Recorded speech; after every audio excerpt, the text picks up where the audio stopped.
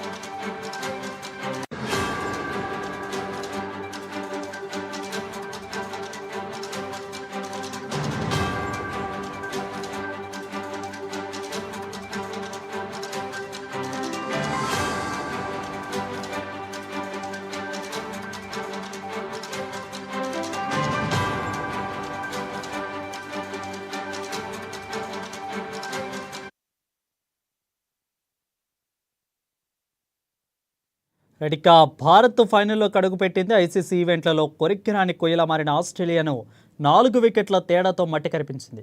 ఆఖరి బాల్ వరకు కూడా టెన్షన్ వాతావరణం నెలకొంది. ఎప్పుడు కూడా ఆస్ట్రేలియా మీద భారత్ మ్యాచ్ అంటేనే కూడా భారతీయుల్లో కొంత ఆందోళనకు చెందే ఇదిగా భావించవచ్చు. అయితే దీన్ని నివృత్తి చేసేందుకు కూడా సెమీఫైనల్లో ఆసీస్పై భారత్ గెలుపు ఛేదించింది.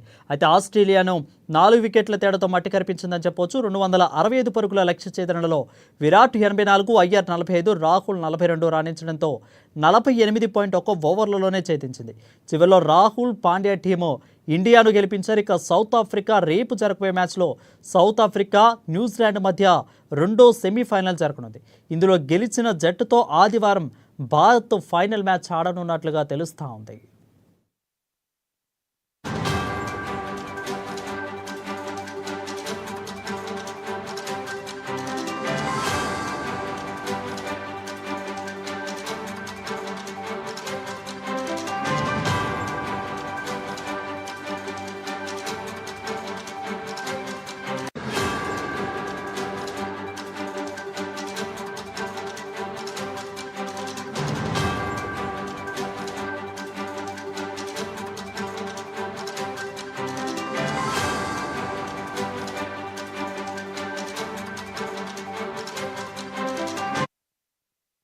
ఇక సెమీఫైనల్స్ ట్రోఫీ 2025 సెమీఫైనల్స్లో భాగంగా ఆస్ట్రేలియాపై టీమిండియా ఘన విజయం సాధించింది. ఆసీస్ నిర్దేశించిన 264 పరుగుల లక్ష్యాన్ని 48.1 ఓవర్లలో ఛేదించింది. తొలుత టాస్ గెలిచి బ్యాటింగ్ చేసిన ఆసీస్ 49.3 ఓవర్లలో 10 వికెట్లు కోల్పోయి 264 పరుగులు చేసింది. ఇక కీలక బ్యాట్స్మెన్లు స్వల్ప స్కోర్లకే పెవిలియన్ను చేరడంతో తక్కువ స్కోర్కే పరిమితమయ్యారు.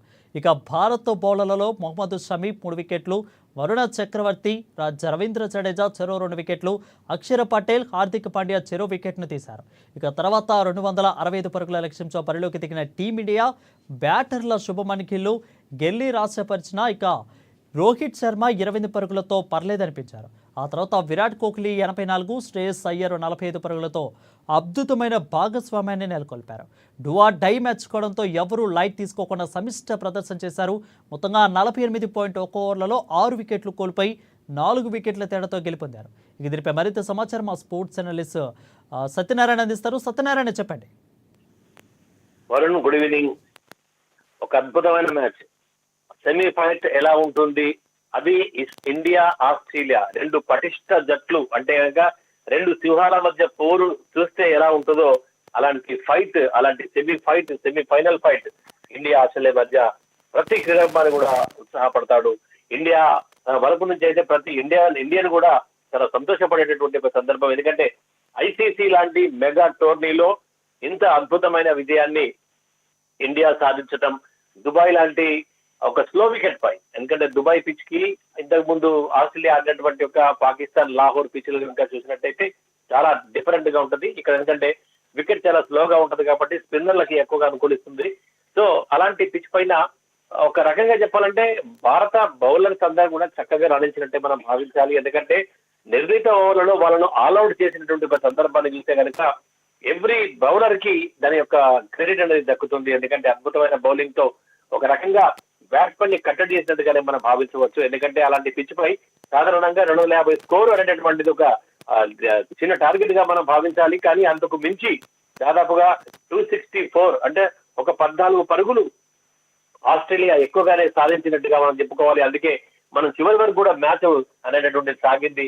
ఆ దశలో అంటే ఆదిలోనే 2 వికెట్లు కోల్పోయినప్పుడు కూడా రోహిత్ శర్మ వేగంగా ఆడే క్రమంలో తన వికెట్ కోల్పోయిన తర్వాత ఆ తర్వాత గిల్ తక్కువ స్కోర్ కు పరిమితమైన తర్వాత మిగతా బ్యాట్స్మెన్ అంతా కూడా ఒక మంచి ఆ పార్ట్నర్షిప్స్ ని అక్కడ బ్రేక్ నిలబొప్పి రన్నింగ్ బిట్వీన్ ద వికెట్స్ అనేది ఒక సక్రమంగా జరుగుతూ ఓవరాల్ గా చూస్తే ఒక అద్భుతమైనటువంటి ఎండింగ్ ఫినిషింగ్ ఇటు ఎవరు హార్దిక్ పాండ్యా అదే సరైన టైంలో ఒక 3 సిక్సర్లు కొట్టి ప్రెషర్ ఏదైతే ఉందో ఆ ప్రెషర్ బిల్డప్ కాకుండా రోహిత్ శర్మ ఇటు హార్దిక్ పాండ్యా చూశాడు. మంచి టైంలో అనుకున్న అంటే ఖచ్చితంగా 6 కావాలి అనుకున్న టైంలో 6 కొట్టాడు. అలాంటి 3 సిక్స్లు. అలాగే ఇటు కేఎల్ రాహుల్ కూడా వికెట్ కీపర్ బ్యాట్స్మెన్ మంచి పార్ట్నర్షిప్ నమోదు చేశారు. ఓవరాల్ గా చూస్తే టీమిండియన్ అంత జట్టుగా ఒక టోటల్ గా ఇటు మనం ఫీల్డింగ్ నైపుణ్యం కూడా మెచ్చుకోవాలి. మొదటి 2 మ్యాచ్ల కంటే కూడా ఈ మ్యాచ్ లో ఫీల్డింగ్ కూడా అద్భుతంగా చేశారు. ఓవరాల్ గా ఇటు బౌలర్స్ నుంచి బ్యాట్స్మెన్ నుంచి 11 మంది ప్లేయర్లు సమిష్టిగా రాణిస్తే కలిగిన విజయం ఇది. అందుకే every Indian will be very very happy about this victory. Narayana for the clear updates.